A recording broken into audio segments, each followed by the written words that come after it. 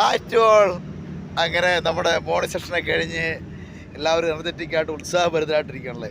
ഞാൻ ഒരു ഏശം പറയുകയാണെങ്കിൽ കുറേ നാളുകൾക്ക് ഗ്യാപ്പിന് ശേഷം ഒരു ഫുൾ ഇൻവോൾവ് ആയിട്ട് അറ്റൻഡ് ചെയ്തിരുന്നതാണ്.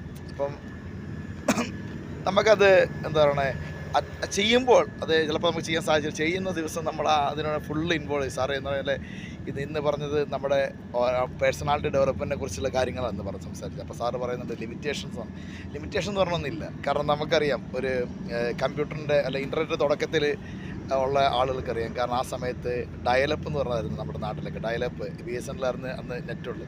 ഈ ഡയലപ്പാണ് ഇങ്ങനെ കാണിച്ചുകൊണ്ടിരിക്കും. നെറ്റ് കണക്ട് ചെയ്യാൻ ജസ്റ്റ് പേജ് ഓപ്പൺ ചെയ്യും. അതിൽ നിന്ന് മാറ്റം വന്ന് അത് കുറച്ചുകൂടെ ഇതായി ഇൻ്റർനെറ്റ്, പിന്നെ കുറച്ച് വേറെ പ്രൈവറ്റ് കമ്പനികളൊക്കെ വന്ന് അതിനുശേഷം മൊബൈൽ നെറ്റ്വർക്ക് വന്നു. പിന്നെ ജിയോ എന്ന് പറയുന്നൊരു വിപ്ലവമായിരുന്നു. ഇപ്പോൾ ശരിക്കും പറഞ്ഞാൽ അതിനത് ഒത്തിരി കോൺട്രവേഴ്സി ഉണ്ടല്ലോ. കാരണം പ്രൈം മിനിസ്റ്റർ അദ്ദേഹമായിരുന്നു അതിൻ്റെ ഒരു രണ്ടാം പ്രശ്നം. കാരണം അതിൽ പല കോൺട്രവേഴ്സി ഉണ്ടാകും, അത് പൊളിറ്റിക്കലി ആയിട്ട് എന്താണ്. പക്ഷേ എങ്കിലും ആ രാജ്യത്തിൻ്റെ ഡെവലപ്മെൻ്റ് ആണെന്നാണ് ചിലപ്പോൾ അദ്ദേഹത്തിൻ്റെ വിഷനായിരിക്കാം അദ്ദേഹം അതിൽ വന്ന് ഇത് ചെയ്തത്. അപ്പോൾ തീർച്ചയായിട്ടും എന്താണ് നമ്മളൊരു അൾട്ടിമേറ്റായിട്ട് ഇതിൻ്റെ ലക്ഷ്യത്തെ കാണുന്ന ആളുകൾക്കാണ് അതെന്താണെന്ന് മനസ്സിലാവുള്ളൂ അല്ലേ. അതിനുശേഷം വിപ്ലവകരമാറ്റം ഉണ്ടായി.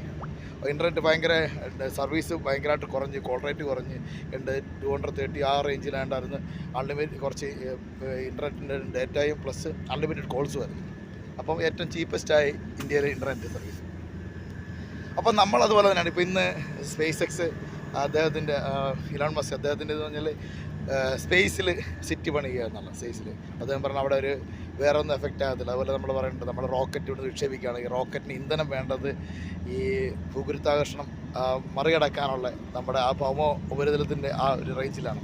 അതിനുശേഷം സ്പേസിലോട്ട് എത്തിക്കഴിഞ്ഞാൽ അതിന് വേണ്ട അത് പോണത് അതാണ്. കാരണം അവിടെ വെയിറ്റിംഗ് കാര്യങ്ങൾ. അപ്പോൾ അവിടെ പല ഘടകങ്ങളും എഫക്റ്റ് അല്ലേ ആകത്തില്ല എന്നതുപോലെ നമ്മളും അങ്ങനെ ആയി തീരണം.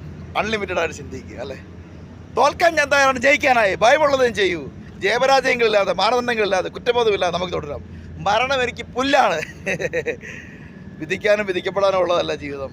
നമ്മൾ കളിക്കുന്നവരാകരുത്, കളിപ്പിക്കുന്നവരാകുക. Jen 2.0. Have a great day to all. Thanks to all of you.